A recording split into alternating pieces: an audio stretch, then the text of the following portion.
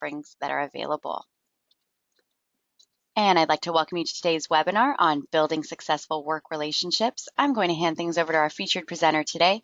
He is Executive Leadership Coach and Professional Development Consultant, Mr. Brian Ackles. Brian, you now have the floor. Kelly, thank you very much, and thank you everybody for joining us on this past the middle of July day, which is rather scary as the year races on. So let's jump into talking about what it means to build successful working relationships and some of the tools and some of the things that we can actually do to help promote this. So there are a few objectives that we got for the next hour or so to build an appreciation of why relationships at work are so important to both you and the organization. And this will be a rehash of things that I'm sure that we all already know. Begin the process of mapping the work relationship we've got and build on this concept of interdependence and understand the value of networking. And these are all really tied together. So let's jump into this. So fundamentally, we understand that work is driven by purpose. Right? There's a reason that we do the jobs that we do, and everybody understands, or everybody needs to have an understanding about why they're doing what they do. We think about what we do, we think about how we do it, and there's a purpose for it, whether we're creating something which is going to be used by somebody else in the organization to create something else, which will eventually service a customer, whether it's providing an environment for people to work in that is suitable for their work, building and maintaining tools for people to work with, providing and building products and services for end users. The list is endless. But the fundamental thing is there is a purpose, and your purpose serves somebody else in some way. There is no job that can be described as being completely and utterly on the individual. Even if you're a sole proprietor company, if it's only you working, the work that you're doing is benefiting somebody else. It's serving some purpose. So keeping that in mind, understanding what that benefit is and understanding how it helps other people really helps to understand why work relationships are so important. So relationships are all really about being effective and effective teamwork. So we all work with people, right? We all work within organizations, and the better that we work with people, the more effectively and efficiently the business will run, and the more effective and efficient our own work will be. If you're having challenges with people that you need information from, or that are part of your own supply chain within your work function, getting your work done can be a lot more challenging. So we strive to build relationships with people, and that doesn't mean that we're building strong friendships, but we're building professional relationships with people that enable us to get our work done. Right? So it's about building relationships to promote effective communication, and it also helps people understand each other better. So as you get to know people and as you understand their place in an organization, their desires, their reason for being there, you understand the context of how they work and why they work. And understanding this context helps us to understand how what we do affects other people. So if we're doing something which doesn't support somebody else's work, or doesn't support how they need to do things, that's not actually building the relationship. That's actually, damaging the relationship you may have with that person or with that team. And it also helps us understand priorities, right? So again, the context will help you define how you're working with people and how you prioritize the work that you're doing with other people. And all of this will become a little bit clearer as we move on. So this is really about effect. So we want to be effective in what we do, and being effective means that we need people to understand why we do things. So we look at effectiveness as doing things in a way that has an all-around beneficial result. So everybody involved in what we're doing benefits by what we're all doing. So it's our results, it's the results of others, it's how the organization is viewed, that's how your function within the organization is viewed, image, reputation, and again, the list goes on. So being effective refers to our attitudes, our mindsets, how we approach working with others. Are we, are we demanding? Are we dictatorial? Are we working to strive to work in cooperation? So it's all about the how. And thinking about how we deal with others and how we deal with people within our organization really gets to the root of building a good relationship. Think about how you want to be treated when you're dealing with people in your organizations, and then flip that on its head and treat others the same way. Treat people the way that you would like to be treated. Nobody, you want to be you will likely want to be collaborated with.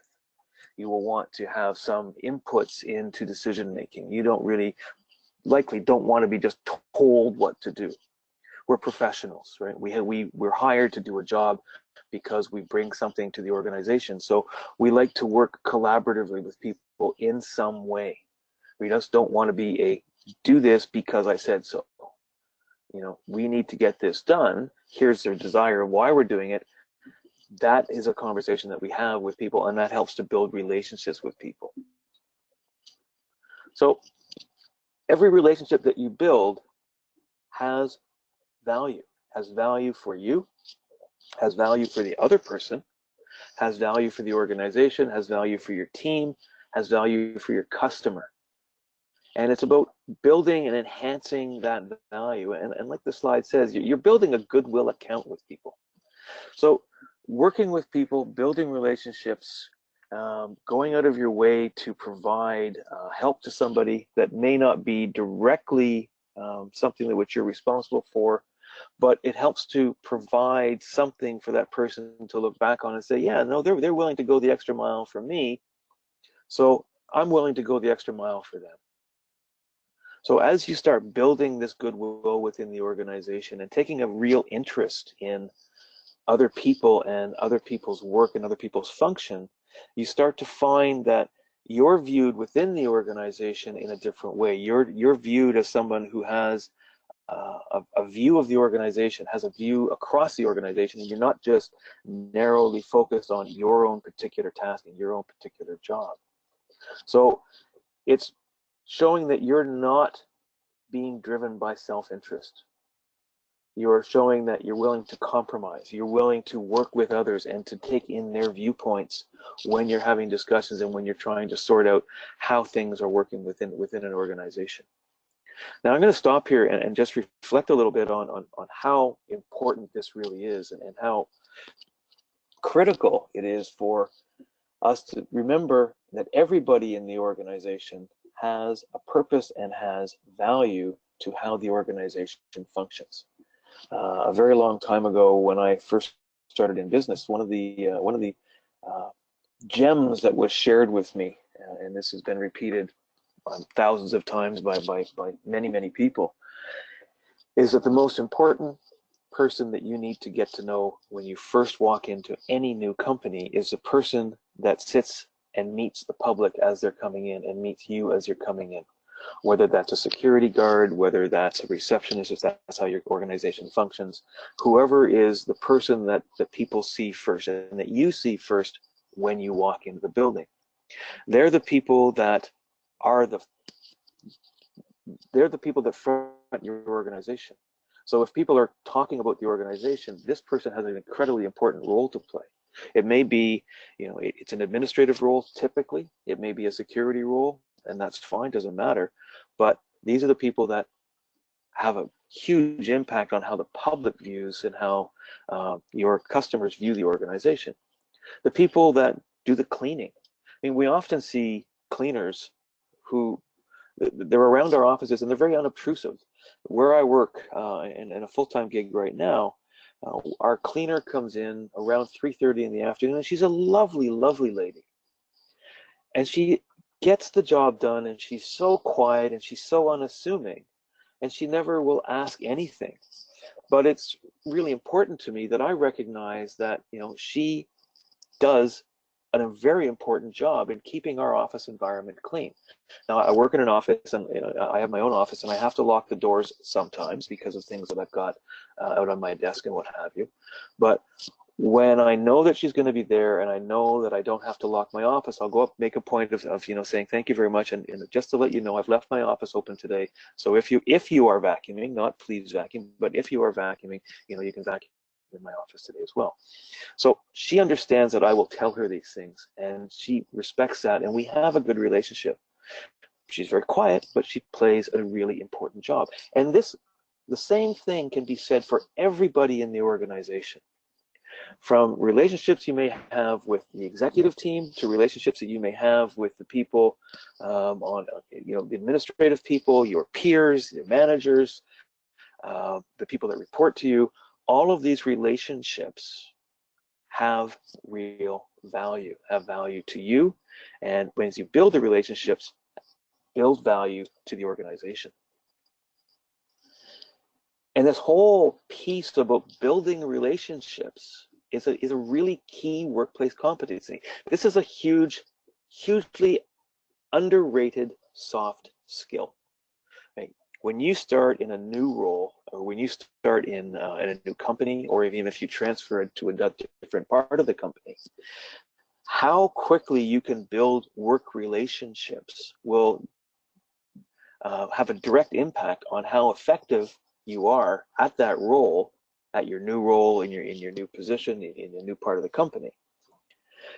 The better you are at building relationships, the quicker you're going to be more effective, and the more value that you're going to be adding to both your team, yourself, and the organization, and ultimately your customers. So it is a skill, and it is something that we can practice. So we operate typically, and again, we come back to the fact that really none of us work alone. We operate in teams of some type or another. And those teams may be across the time, they may be across cultures, they may be different languages. There very likely will be different first languages involved across your teams now in this multicultural and multi-generational environment that we have. So we really have to work on how we communicate and how we build relationships across these different, I won't call them barriers, but different aspects of people that they bring to work. So you're not looking to build relationships only with people who are just like you. You're trying to build relationships with people who are different from you. And we'll talk a bit more about some of the challenges in that. Bottom line is, it's the responsibility of everybody in the workplace to build and maintain relationships. You have to know who people are. So, that being said, we understand about dynamics and behaviors, and some people, sometimes it can be a little bit difficult to have conversations with people. And interpersonal dynamics come into play with this to say, how am I going to talk to this person, and why do I feel really comfortable talking to this person but not so comfortable talking to that person? And when we start thinking about how conversations happen and how we're interacting with people, we start to need to have an understanding about how sort of the behavior of social dynamics. So there's a theory called behavioral theory called transactional analysis, and we'll touch on it very briefly here. It's touched on a lot more deeply later in the full course, but it's really based on 3 ego states that we have as people. We have our parent mode, we have our child mode, and we have our adult mode. And I'll go through and we'll explain these just one by one. So our parent mode. So this is our taught concept of life, right? This is the voice of authority. And that voice of authority is something that we have learned from others. So we've learned from our parents, from our bosses, from our teachers, from our scout group leaders, from our youth group leaders, whatever, right? From people in authority, we have learned what authority is. We've learned a way of being authoritative, of being the parent. And then we have our child mode. And this is how we feel. This is our felt concept of life. So this is how we interpret things through our senses and through our emotions. So this is the opposite side of parent, if you will. So we're focused primarily now on in our child state on ourselves. This is a very self-centered thing. So then we've got the adult ego state. And this is how we learn about life. This is our learned concept of life. So this is the state that we get to, that we assess things before we act. We think about things. We understand how our emotions affect others and how our emotions affect how we feel. So self-aware adults, we manage our responses, we manage our emotions, and we manage how we talk to people. Self-aware adults will take a pause, will take a breath before responding to another person. They're very good listeners, but that's getting off topic. But you're self-aware. You understand how you react in situations. So keeping these three states in mind, there's really comes down to two types of power dynamics happen amongst these three ego states. You've got the parent-child dynamic, which is really about unequal power. So if you think about this in the workplace, this is the dictatorial boss who is authoritative and telling you what to do, has no recognition for your contribution, really. It's just you are the worker bee, you are the child, you are being told what to do because that's what the boss does. The boss tells you what to do and you go ahead and you do it. So there's a real clear unequal power dynamic here. Not healthy. This is not healthy for building relationships. So what we're trying to get to is the adult to adult dynamic, where again, you've got two self-aware people who are looking at each other with a level of respect, and they understand that they need to work well together.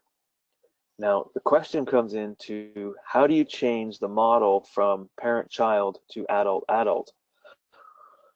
So if you're the child in the parent-child relationship, you change your reactions to those of an adult. If you change your reactions to those of an adult, the parent is then forced to respond as an adult because the power dynamic changes.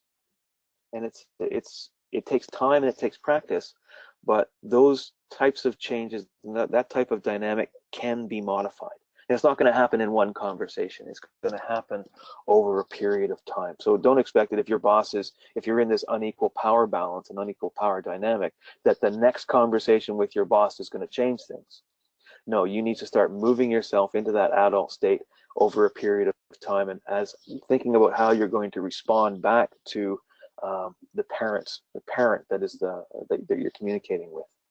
You will find ways, and it will take some time. To help this, you always try and keep a very professional attitude. And this is very important when we're in the workplace. It's also very important when we're in generally on life in particular, but we bring an attitude of respect to the workplace. We have to respect the people that we work with. Now, that can be very challenging if the people we work with aren't suitable for the job. Then that's another issue about human resource management.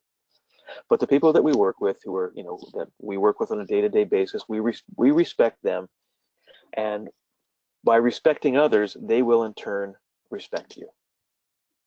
Your attitude, your professional attitude, is also helped by being reliable. If you say you're going to do something, if you commit to doing something, then when you need to deliver on it. That's the bottom line. If you say you're going to do something, you do it.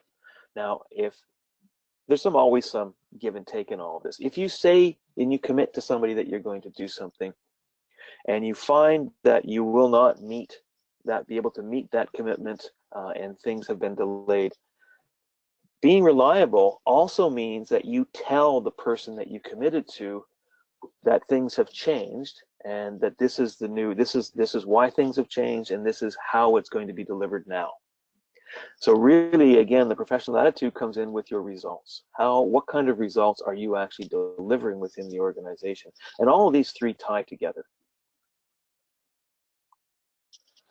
So we've got the idea now of why work relationships are so important. We've talked about sort of transactional analysis in terms of parent and child, and the interconnectedness between respect, reliability, and results.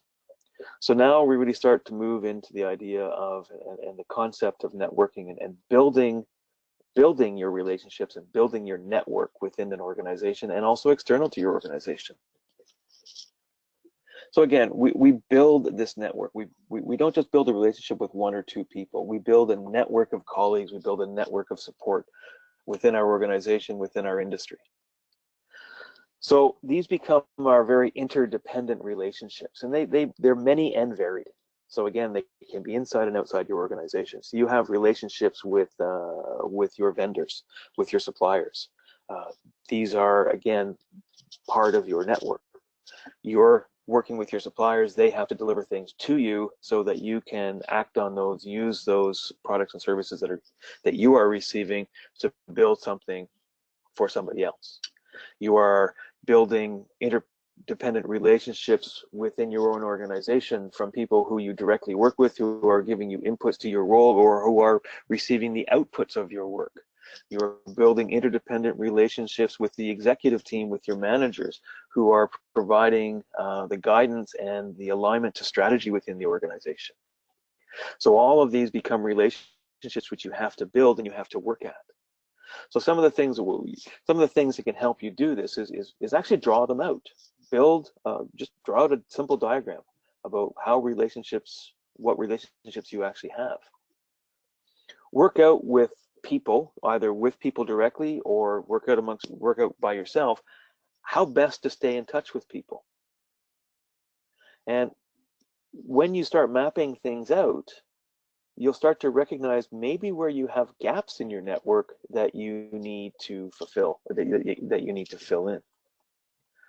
So an example, just a very simple example, and this is a very simple way of graphing it. Just take a blank sheet of paper, put yourself in the middle, and just start building bubbles around you as who are the people that you have relationships or need to have relationships with at work.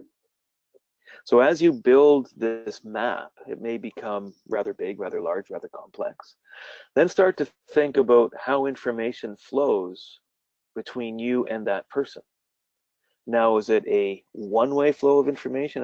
In that case, you'd only have an arrow going out from yourself to the external bubble, or is it a two-way flow of information? So if you're building that relationship with people, and really where you're seeing a one-way flow of information, that gives you some indication as to a relationship that needs to be worked on. If you're sending information to somebody, it's important to have some feedback from that person as to how they're acting on that information, how they're using that information, and is the information you're sending useful and usable to them? That's one way of looking at it. If somebody is sending information only to you and you're not responding to that, again, you need to look at that dynamic as well to say, okay, so I'm receiving information from somebody. One, do I need it? If I do need it, is it fit for purpose? And do I need to make sure that I continue to work with this person to refine the information that I'm getting, or refine the product or service, or whatever the relationship part is with this person? So you enter into a dialogue, and again, you build the relationship in whatever manner that you have to have. At the end of this mapping exercise that you're going to do for yourselves, you should have identified, well, one, where the gaps are, and also start to put a plan in place to build the relationships where you have challenges. Everything we do is interconnected. That's just the fact of our business life. We rely on many people to get things done. And the example is like a relay race, right? If you pass the baton to somebody and you drop it before it gets passed on, that has an impact on the person that you're passing to. If you pass a baton and they drop it, what do you do to help them? Do you go, oh my goodness, they dropped the baton, oh well? Or do you run up, pick up the baton and hand it to them again and help them out? So you think about that interdependence and interconnectedness that we're trying to build at work. So your success, all of the success around relationships and around building effective workplace relationships depends on building productive relationships. You know, the example that I often use with groups of people, and even within my own teams that I manage in the organization, is when you're dealing with projects. And a project comes to the end, and something new has been developed, and now it has to be supported by the organization. There's two ways to finish this. You can do the dump it over the wall, and hope like heck that the people that you're dumping it over the wall to can support it, because you have got to move on and you've got to get on to that next project. Or you can involve the operations and support people during the project so that when they come to the end, they're already supporting it, and you just gently remove yourselves and you go on to your next project work.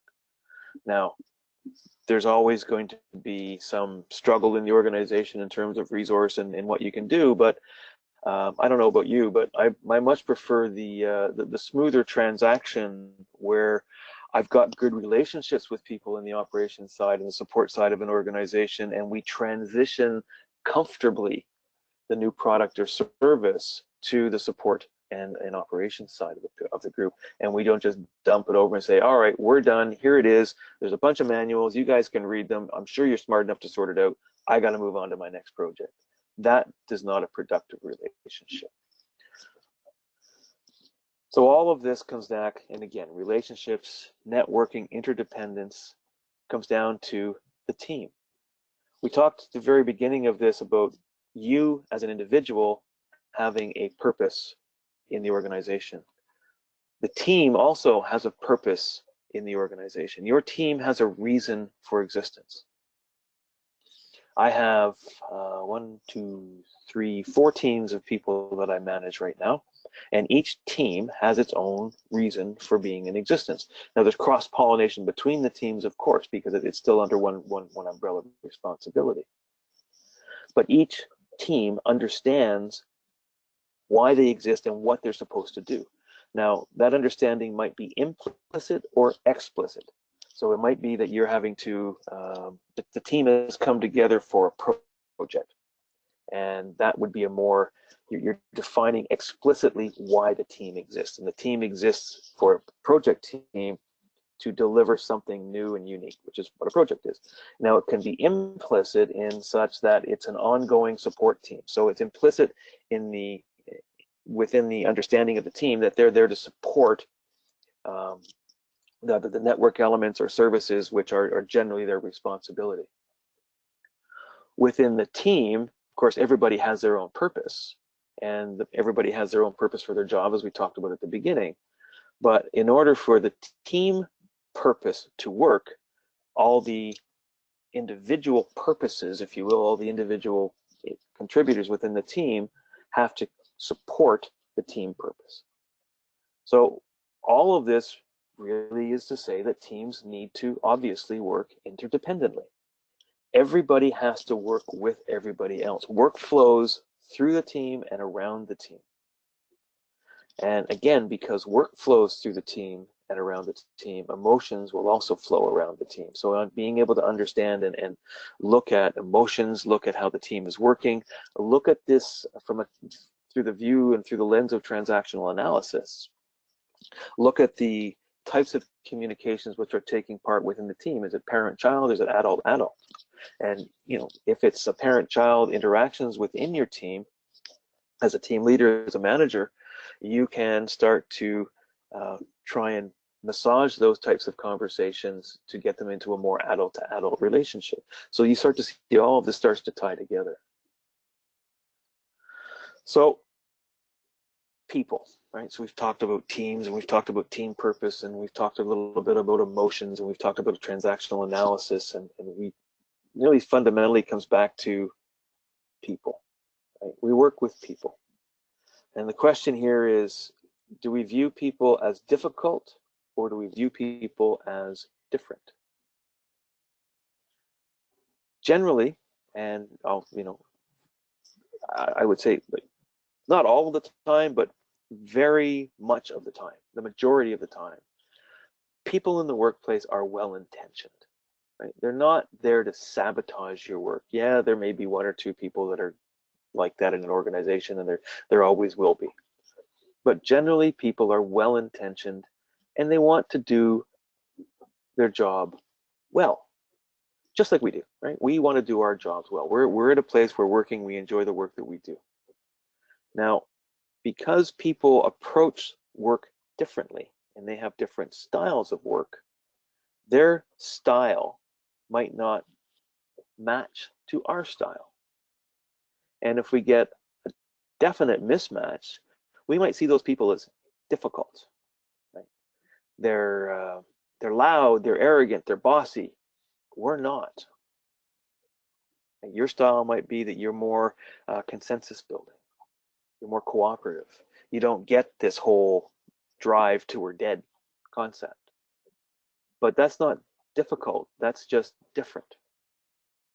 So we have to start to look at people's styles and understand that it is a difference and not a difficulty. If we think that somebody is being purposely difficult, the human brain is wired to very, very simply. If we see something that we believe to be true, we will make sure that it becomes true. And that's the fundamental definition of a self-fulfilling prophecy. If we see somebody as being difficult, and if we're convinced that they're being difficult, we will look for everything that they do to justify our opinion of them being difficult. This is an extraordinarily hard thing to break out of. So it's really important when you start to not get into that cycle, is when you start seeing somebody and you think, oh my goodness, they're being extraordinarily difficult today. Are they, or are they just different from the way that we do things? We can't change other people. Okay? You cannot force somebody else to change. But you can change your way of dealing with other people. You can change your view. You can change the way you think about them, right? It's like, I don't know, it's like buying cereal. You go to a store and you're presented with I don't know, 50 different brands or tastes or kinds of cereal in boxes in the cereal aisle of a supermarket. And some of the boxes are very flashy and they draw your eye in, and that's about graphics marketing. And then there might be a sort of a plain box which really isn't very attractive. And you might not try that because it's not very attractive. It doesn't really reach out and grab you. But that's might be the box of cereal that's going to be the best thing for you in terms of your health, in terms of not eating junk, reducing sugars, and all that stuff. But we don't gravitate to it because it's different than what we're used to. So this creates, think about this in the people context. If they're different from you, it creates a gap, and we're trying to find ways to bridge that gap. So to find ways to bridge the gap, we have to understand our own personal styles. So our personal style and understanding that helps us understand our own behavior in certain situations. If we understand our own behavior in situations, then when we enter into situations with other people, we can understand where they're coming from. It's like putting yourself in somebody else's shoes. So if you understand their style and you understand your own style, you can look for ways to bridge that gap.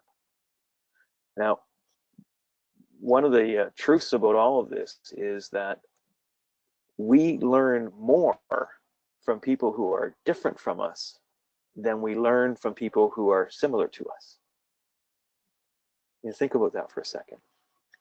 If you surround yourself with people who are the same as you, what are you learning? You're learning, you're confirming your own beliefs. You're confirming how you work. You're confirming that what you feel is true. Now, if you look at people who are different from you, and again, understanding they're not being difficult, they're just different from you, you can see potentially the benefits of what they're saying and how they're doing something, and how they build relationships. Not that you need to change to be them, but you can grab nuggets from them and you can learn from them on how to build relationships both with them and with others who are, I won't say the same as them, but others who are different from you. So this helps you learn more.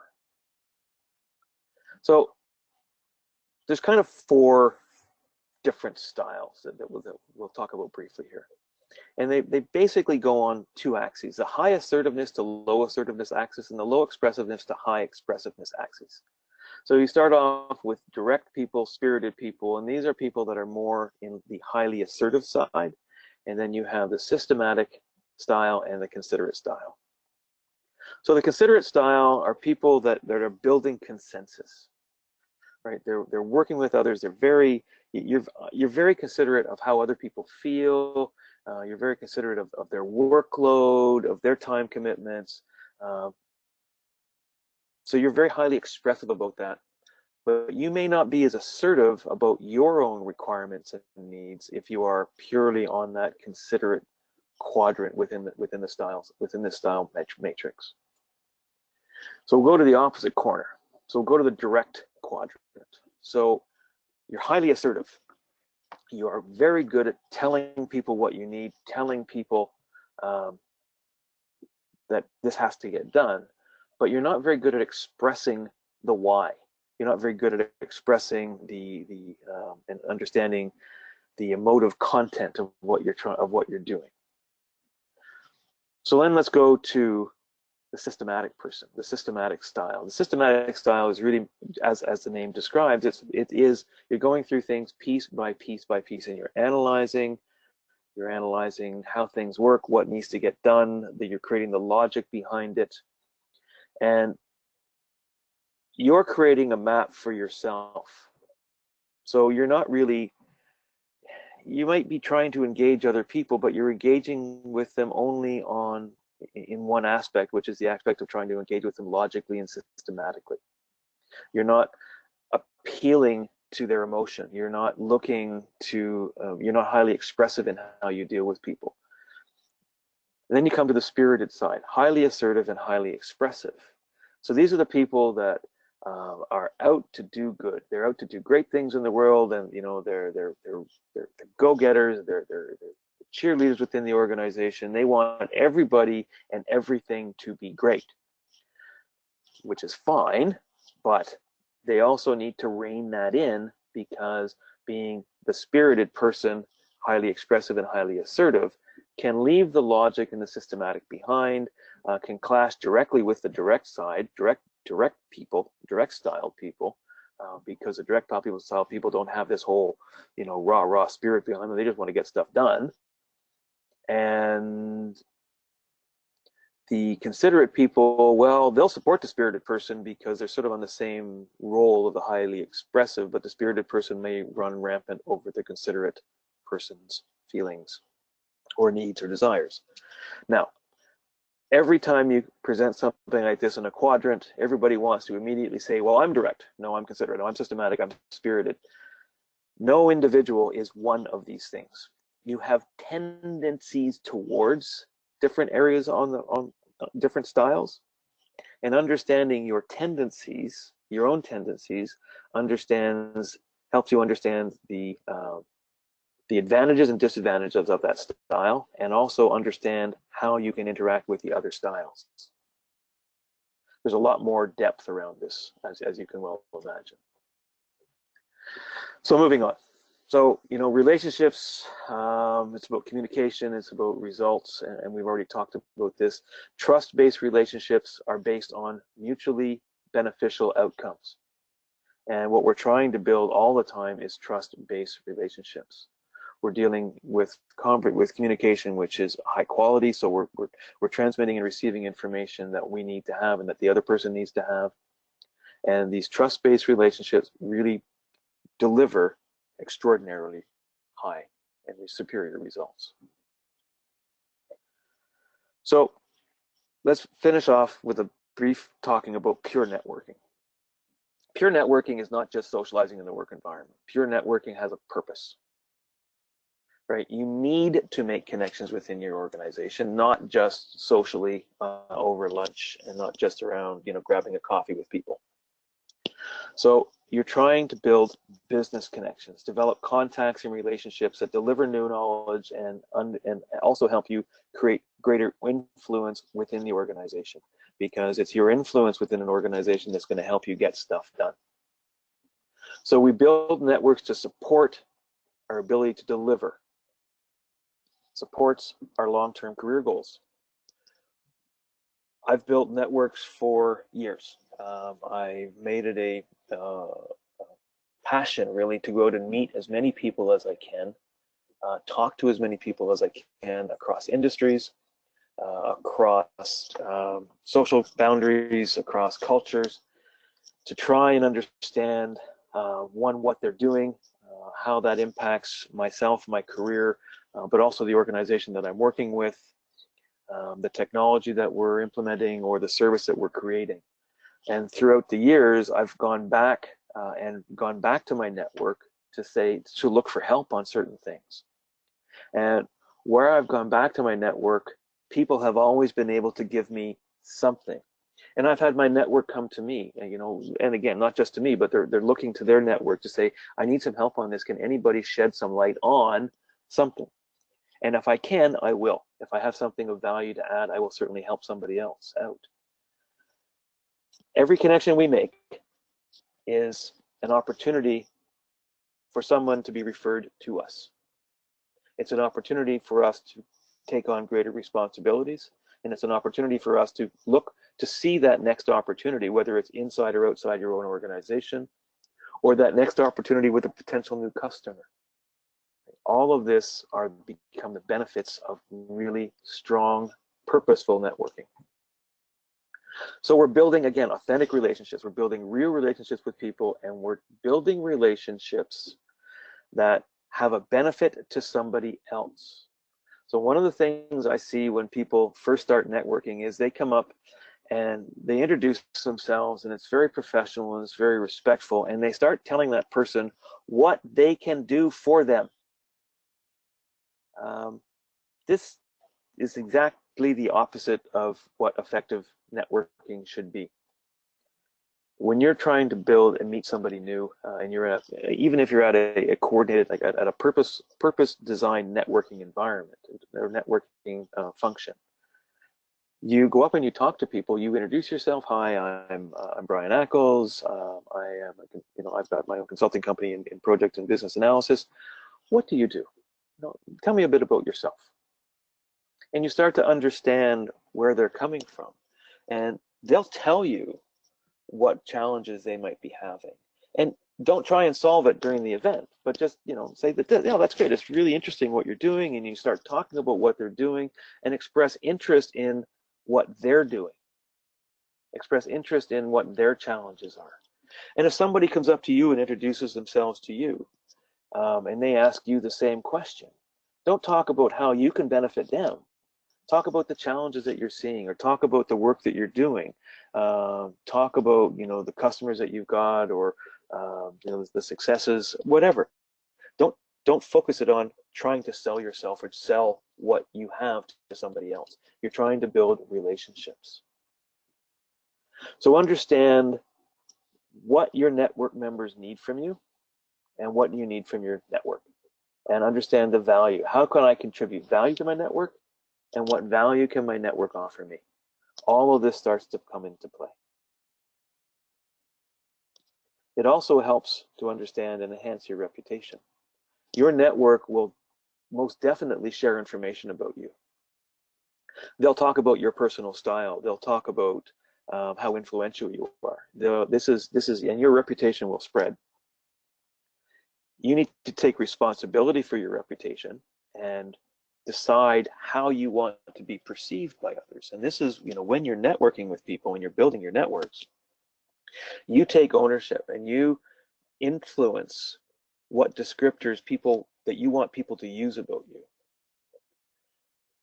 You influence what your authentic characteristics are that you want them to notice. Now, you can't fake a characteristic. So you want people to understand the real you, and you need to decide which part of the real you that you want enhanced as part of your reputation.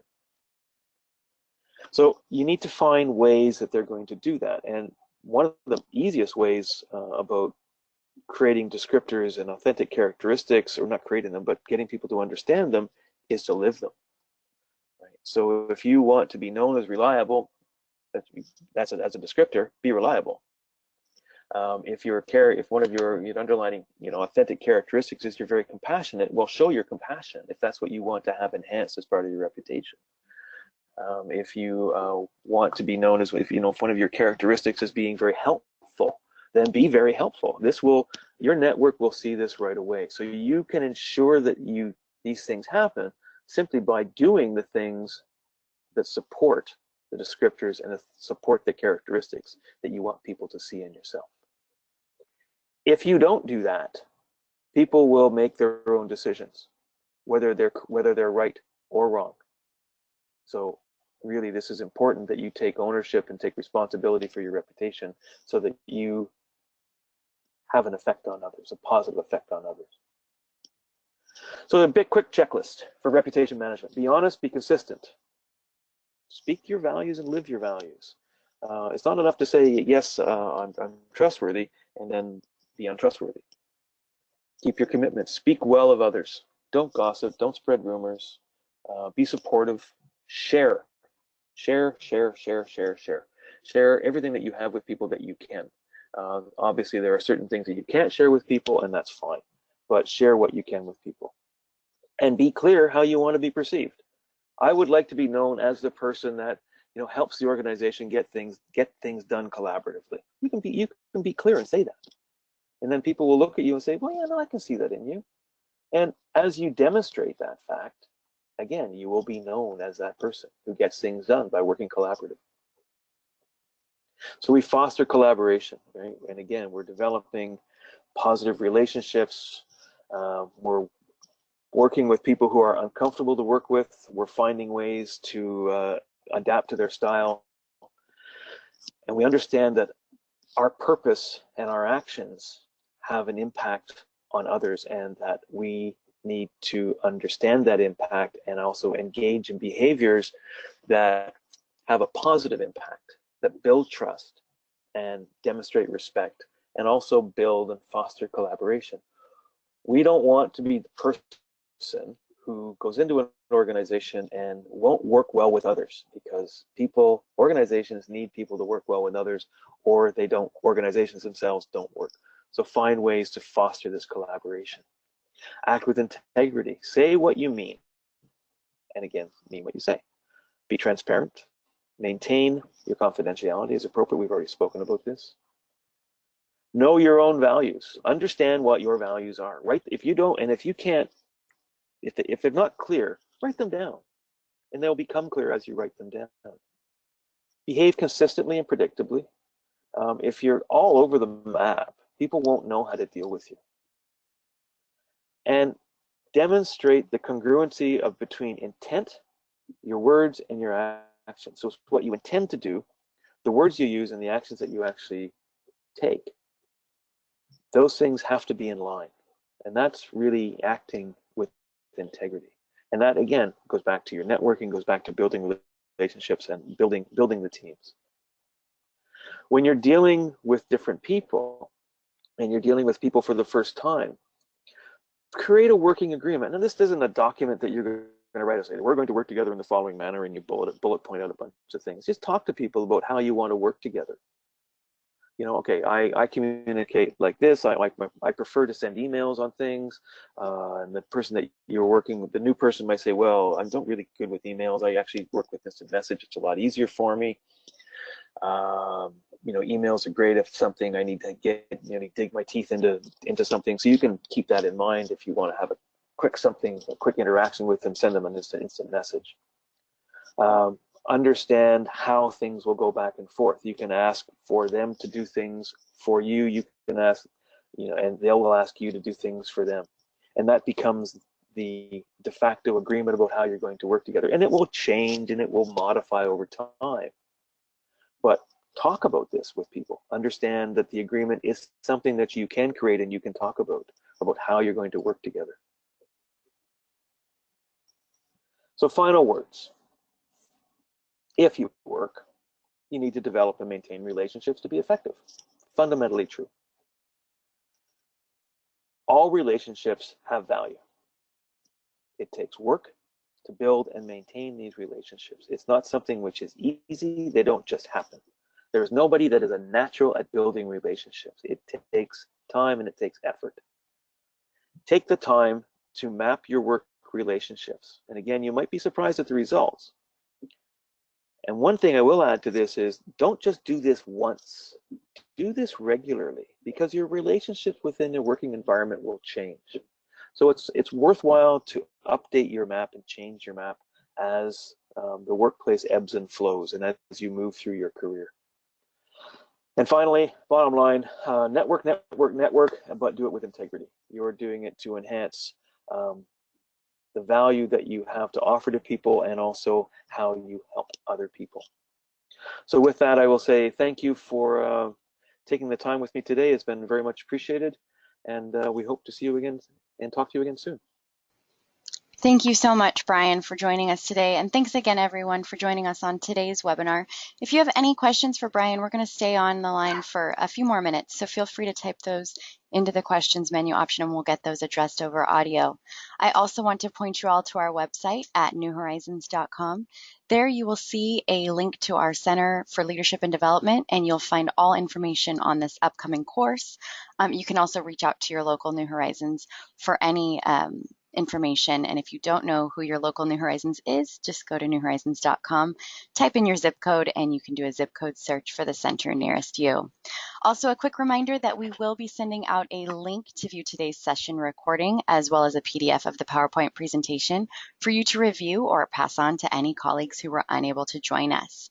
And Brian, we do have a couple questions. The first one is, oftentimes when saying they are willing to do more for me, it leads to let's make them do even more so I can do less. For those people who are the ones always willing to do more, how do they handle this? So for those people that are always willing to do more, it's also coming up to also having a clear understanding of what you're actually capable of doing. And the challenge is for people that are always willing to do more is to learn how to say no, or to learn to enter, or to have the discussion with somebody. Said, I would really love to help you, but I've got the following thing. I've got these things that I'm already on top of. I may have time later. You would know for your own self what later would be, whether it's next week, next month, next year. To help you out with that if that's suitable. But right now, I'm absolutely swamped. Like I just can't take anything else on. So it's trying to find a way to enter into that dialogue respectfully, and being able to professionally say no. All right. And what recommendations do you have for difficult relationship with a boss? There's drastic personality, especially when there are drastic personality differences. Yeah, I guess this comes back to the root of, is it a difficult boss or is it just a different boss? And this is, personality differences really comes down to difficult or different. So it's really, again, understanding the power dynamic from a transactional analysis perspective. It's a parent-child relationship, or if it's an adult relationship in that respect, but it's just a difficulty in difference in styles. You have to find a way to understand what their style is, what their communication style is, what their thinking style is, what their work style is. Try as best you can to adapt to it, and see how that works. Because once you start adapting to somebody else's style and they see that it becomes you are becoming more effective in communicating with them, they may start to adapt their style as well, and you may be able to open up the possibility of having a conversation about style and a conversation about that relationship with that difficult or demanding or very different boss. It's a tough question. It is, and I have one that goes right along with it.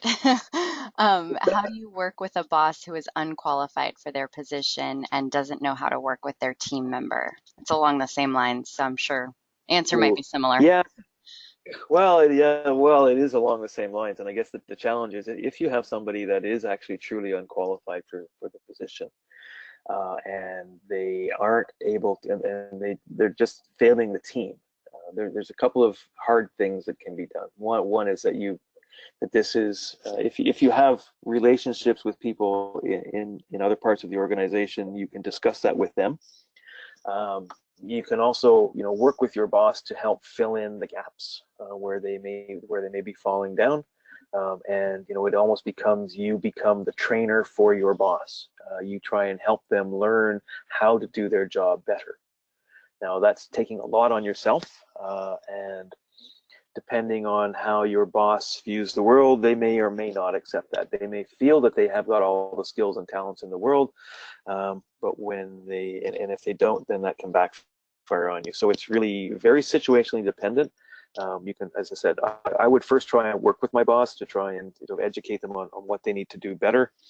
And again, it's trying to find that power dynamic, trying to find the ability to have those authentic and uh, very professional conversations with them to say, how can I help you do a better job with your leadership, with your team?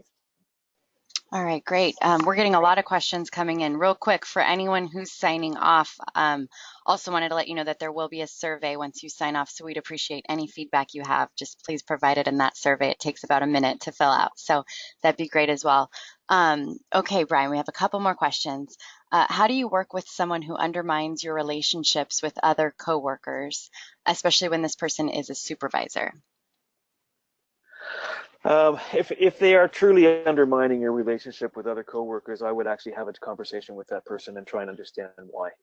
And also, the other part of this is also continue to work with your coworkers, and make sure that you're managing your own reputation with them. And it goes back to what we talked about at the very near the end of the webinar. So you are responsible for your own reputation. So work with your coworkers, make sure that you're maintaining your reputation with them by being the person that you want to be. If you can have the conversation with your supervisor about why they're undermining you, and again, I wouldn't use the word undermining with them, but just have a discussion with them about how they see you fitting in with the team. That may lead you to other conversations with them as well. All right. And what are your suggestions on keeping in touch with those people that you have networked with, but their role isn't immediately interactive with yours? And that way, down the road, whenever you need help, you still have a strong enough professional relationship with them to reach out. Yeah, I mean, one of the best ways and one of the best tools I use for this is LinkedIn, and arguably it's the way that I keep in contact with almost all of my network. And one of the things with LinkedIn is to use that as a platform to share things that are of professional interest to you, professional interest to the industry that you're working in. And as you share things, or as you add content into LinkedIn, your connections on LinkedIn will actually see this and know that you're still within the industry, etc. Otherwise, you're trying to send out messages to everybody all the time, and you'll do nothing else but constantly maintain contacts with people. Look for opportunities, when you're at conferences and where you're at different trade shows or industry events to get to say hi with people, sit down and have a coffee with them, etc. Many different varied ways of doing it. Okay. And what advice can you give to those people who live abroad or took cross-cultural training and are used to working in a multicultural environment? How would they deal with such things as when if certain companies say, we do it this way, in America, or we do it this way with our company because that's the way everybody does it. And they're more closed-minded and accepting other ways of behaving and working. Well, I guess that really comes down to you're having to adapt to company culture of where you're working. And really, for people that have had cross-cultural training and they've had multicultural experience, it's almost really no different than when you've moved into another culture. Coming back to your own culture can be difficult because you've had a broader experience and a broader viewpoint. But if you're told explicitly that this is the way we do things around here, you have two choices. You can, accept that and start working within that environment and try and introduce new ways of working slowly and gently. Or you can make other choices and look for employment and look for a situation which is more suitable to the experiences that you've had. All right, and that's going to conclude today's session, everyone. Thank you again so much for joining us. Thank you, Brian. We always love having you come presenting on behalf of New Horizons. My pleasure. All right, and thanks again, everyone. I'd like to recommend that you guys all contact your local New Horizons for further information on all of our Center for Leadership and Development course offerings. And don't forget to give us our feedback in that survey right at the end of the session. Thanks so much, everyone. Have a great day.